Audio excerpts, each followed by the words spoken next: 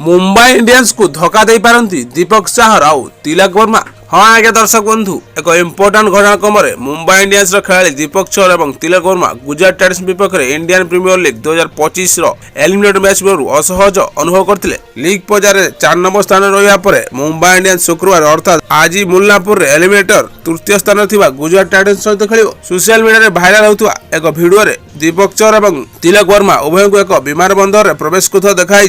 तिलक वर्मा लंगड़ाउथिबा एवं तांको आंठुरे क्याप लागिथिबा नजर आस्तिले किंतु दीपक चाहर को जंगर एक भारी टैब लागिथिला। दीपक चाहर को पंजाब किंग्स विपक्ष मैच रे प्रथम ओवर तांकर हामस्ट्रिंग आघात प्राप्त होइतिला। जदू डाण हाथी पेसर तांकर स्पेल जारी रखिथिले किंतु से समय तांकर लाइन एवं लेंथ सहित संघर्ष करथिले। सही मैच रे फील्डिंग करथिबा समय तिलक वर्मा मध्ये आंठुरे आघात पाइथिले। दीपक चाहर जसप्रीत बुमराह एवं ट्रेंट बोल्ट को सह मुंबई इंडियंस रो पेस अटैक इंपोर्टाट भूमिका ग्रहण करछन्ती। Rajasthan live pace bowler Mumbai Indians 14 match 11 wicket नहीं। तिलक वर्मा कथा कहवा गले महामादी बैट्समैन एपर्यंत 11 मैच रे 274 रन संग्रह करछन्ती जेउ 2टी हाफ सेंचुरी थिला। देखार कथा आज मैच रे सेमान खेलुछन्ती कि नहीं। आपन कोन लागुची ए रिपोर्ट सत ना मिछ कमेंट्स करी मत प्रकाश करंतु। एही बेले क्रिकेट न्यूज देखिया पय एवं आम सह जुड़ी रहया पय Odia bat ball news channel को निश्चित सब्सक्राइब करंतु एवं पाखर थिया बेल आइकन को प्रेस करी ऑल कर दियंतु जा फल एही चैनल रे पोस्ट होतबा समस्त वीडियो नोटिफिकेशन आपण माने प्रथम पाइबे।